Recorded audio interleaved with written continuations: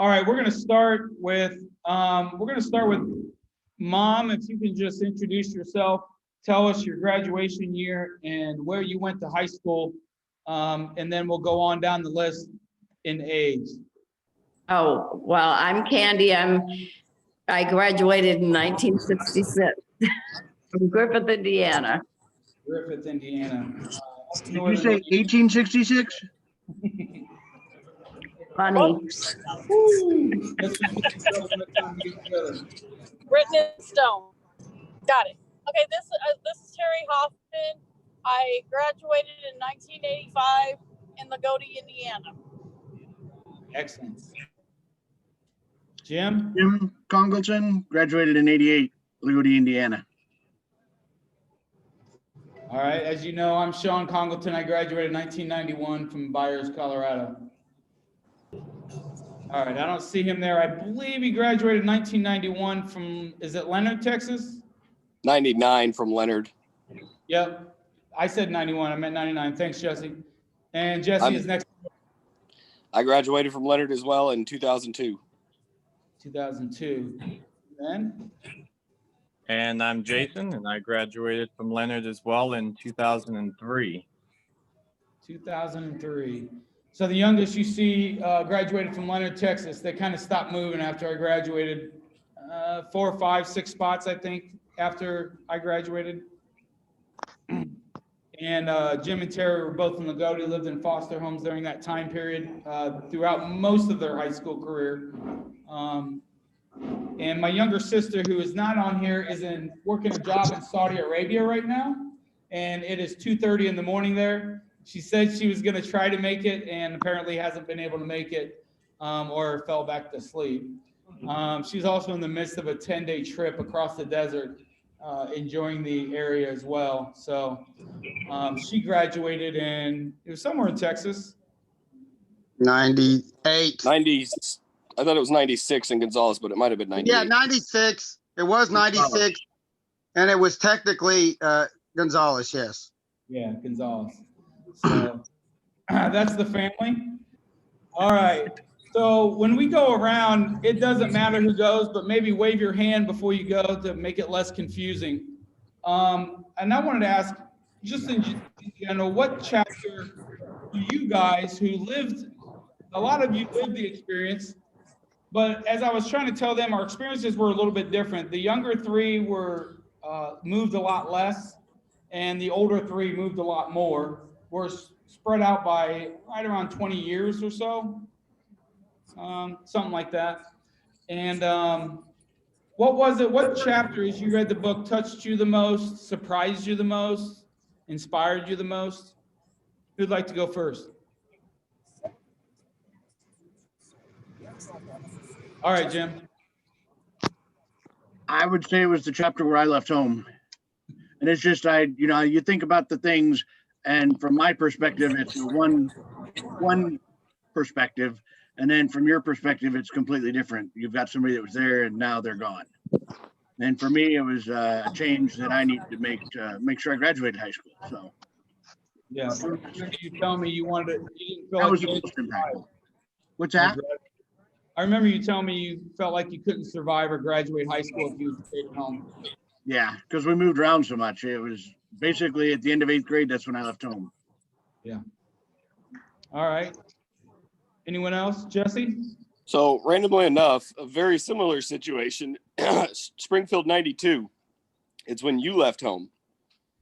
Because the other than Dad, the man of the house that I knew left, and my sister became the man of the house. And it felt like we were alone and had to step up and try to become men ourselves. At 92, I'd have been 9. Yeah, pretty young to do that. There's a chapter in the book called From Baby to Leader where I struggled with that transition myself. And I think Jesse's describing a very similar thing. Anyone else? Well, yeah, right here. So for me, it was basically right at the very beginning. I mean, chapter 1, those opening comments just kind of reminded me of the past and, you know, how our childhood was at times. And I know being the youngest, mine was obviously the most mild, but, or at least obvious to this group. But it still kind of reminded me of those things. And I think in some ways mine was maybe the most mild because I saw what y'all went through, and maybe that caused me to put up kind of a wall, if you will, to kind of protect myself and keep my distance as much as I could, at least in some ways. Take down the wall, Jason. Take down the wall, Daddy. Anyone else want? Jason, by the way, has 3 little ones at home, and his youngest was born just a few weeks ago, really. How many, has it been 3 weeks yet? Oh. Yeah. 3 weeks today. Yeah. Xavier. Or Beautiful. yeah, he was born in like 2 That a.m. one's Xavier. 3 weeks today. All right. Anybody else got something to share? That the chapter of leadership is kind of where made me think about a lot of the stuff that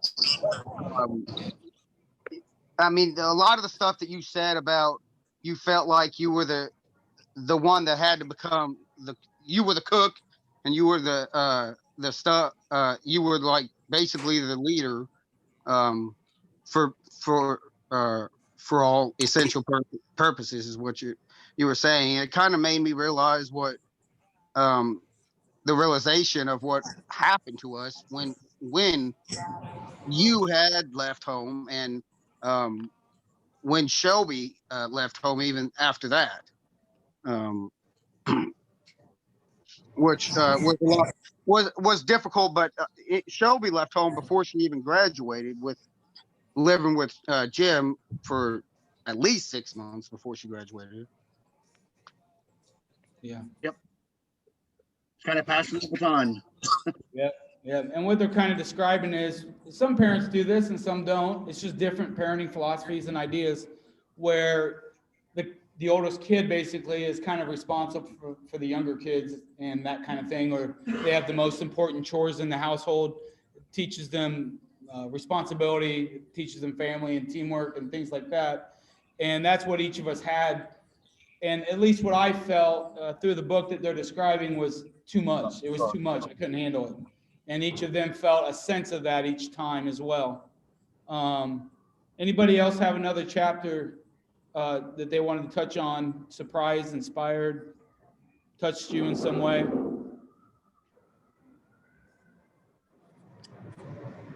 Am I allowed to repeat or not repeat, but go again? Go ahead. Just the way that you described forgiveness. Ironically, I'm like at the beginning and the end, but the way that you describe forgiveness is not having to allow those things to continue to happen, but forgiving the person for, you know, committing those sins against you, and for, how did you put it? For trying to see things through their perspective of what they must be going through or thinking about in doing so. Yeah. Yeah, the last chapter of forgiveness is really in depth of it, and I did a lot of thinking and praying about in the writing of that chapter and the work that God did in my heart and how and why. So I'm almost, you just have to wait to get there to see more in depth of what he's talking about. All right, Terry, did you have anything, or Mom, did you have anything that you wanted to mention? Not really. The whole book just moved me, you know, remembering all those things that happened. And I guess I'm the only one probably that remembers everything. But there were some things that I didn't really know before that book. So it was interesting to learn some of the stuff you did. Yeah, let's not talk about the shed. But Mom, Yeah. Mom, let's be glad Shawn wrote this book. Yes, Shawn did the shed. Probably. The shed didn't make it in the book, but Yeah, that was interesting to hear from my own mom that she said she didn't know parts of the story because they were part of my life when I wasn't at home with my friends or whatever it might be, even the Marine Corps and things like that. So, Or things you did at home that she didn't know about until the book. Jim, quiet. You're in trouble. I'm not. Next question. Were there any parts, and Jim already kind of spoke to this a little bit, were there any parts that you had a different perspective on? Because there's definitely one thing we've talked about as a family about this book is we saw things very differently at times.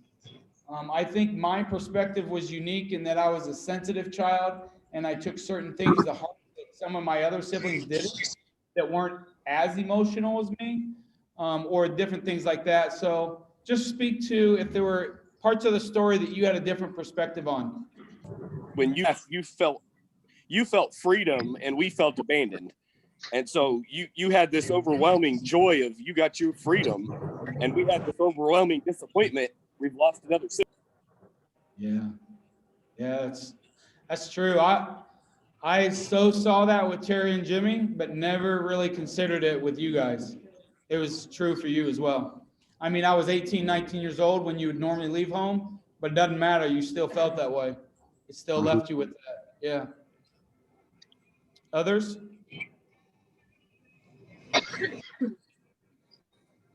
I've got one comment I'll make that I've even told this to Dad.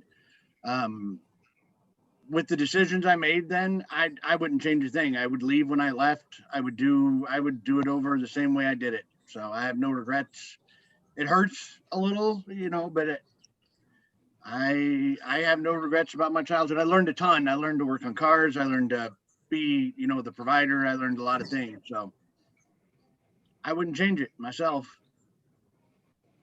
Yeah, Jim has said time and time again with family stuff and such that our experience made him the man he is today. And he wouldn't change it because it made him who he is. Others, different experience or different perspective on a particular chapter or situation from the book?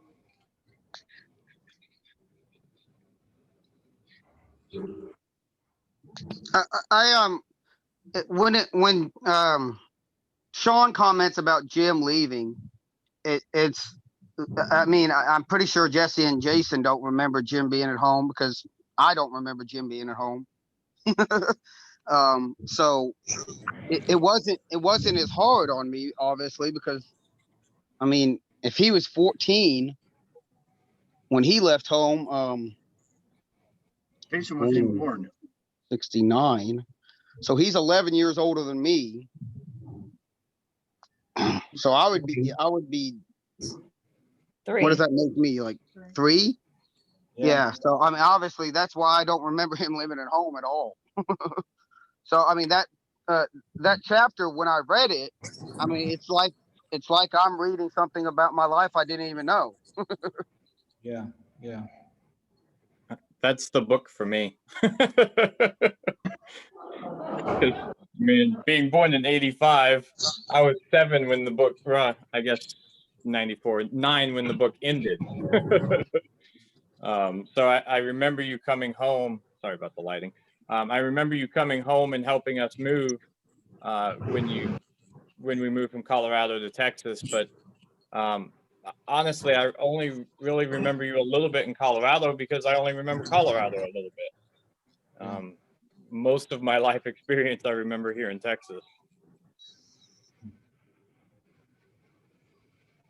Yeah, I remember when Jason read it for the first time, he said something like, I felt like I was reading a book of someone I knew, someone I was familiar with, but didn't know the story really, or heard parts of the stories, but not all of them because they were so many years apart. And he was so young compared to when we lived them.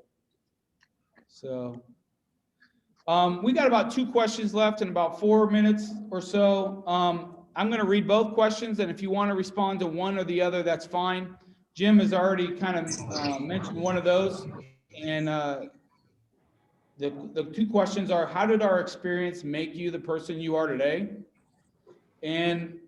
Or what was your favorite memory or part of the book, your worst memory, your most memorable memory that's in your brain forever, whether you want it to be or not.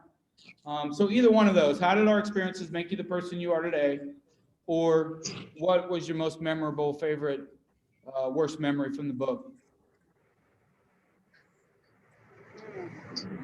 I think the experiences made me who I am today, because I know from being the person that gets angry and needs to ask for forgiveness, I know what that feels like, you know?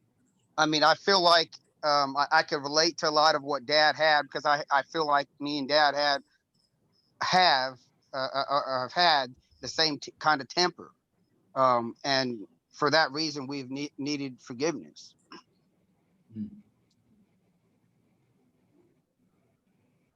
Yeah, I don't know. I'm with Jim. A lot of what our upbringing did, it made us who we are today. It made me the parent that I am today. We as me and Michelle make it a point not to have arguments in front of our children. Does it always happen? No, but we make it a point. They don't hear that. They don't see that because they don't need to see that. I saw it. I know what it can do. And so that it made me who I am, good or bad, a good experience or a bad experience. And my most memorable part is us as a family, whether it's football, whether it was wrestling. I believe it was Jim's wedding or Shelby's wedding. I mean, we moved tables at a wedding reception and wrestled on the floor. And those memories are just things that stick with me. And those were good times. Even if you got beat. I never got beat. Except by me. You must not have ever wrestled with Shawn. Who knows? I was the high I got school lucky. I got more mom's attitude, the easygoing. I was much more easygoing. Not that I don't have some of Dad's temper here and there, but yeah. I got lucky. I got mom's.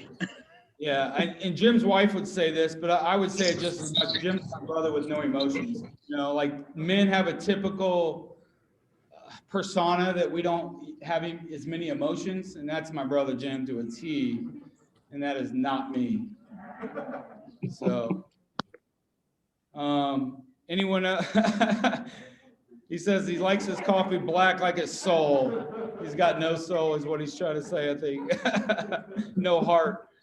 That's what my wife gave me. She still loves me though. Yeah. You know, Jesse and Jim are both kind of speaking to something, and you know, this even came out in family conversations in the last 2 days. When you experience something so intense as a child that has such an impact on you, oftentimes our tendency is to go in the exact opposite direction. And honestly, that was me before I even came to Christ and decided to follow him. I am not going to be, my dad was very much you know, men are better than women. I'm not going to be like that. My dad was racist. I said, nope, I'm never going that route. My dad was like violent. I'm not getting in fights. I'm not physically gonna, you know, I did everything I could not to be violent. My dad would belittle people and put people down. And like, I did everything not to do that, even before I met Jesus, because I did not want to be anything like him. And I think in each of our siblings, we had these experiences that were so intense in one direction that we chose to go the other. You know, like one of my siblings doesn't, the physical abuse from my dad or the physical punishment was so intense, refused to punish their kids. Discipline's important, but wouldn't do it. Another one of my siblings, like, I think what Jim was kind of describing, even though he, like, naturally he doesn't have a lot of emotion, it's almost like he refuses to have emotion because it was so emotionally charged. There's just these different aspects of each of our personality that are intensified in the opposite direction from our experience. Anybody got anything else before we shut this down? I just wanted to say that I feel like this family shows that you can come back from anything, because every one of you have grown up to be responsible adults and good parents and good providers for your families. And every one of you is what every parent would hope their children would turn out to be. Yeah. Thank you, Mom.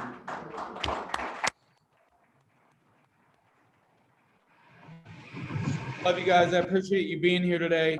So thank you for coming. I appreciate you guys' participation. Love you guys. Yep. Love y'all. Love you too. Love you. All of you. I want my autograph. Me too.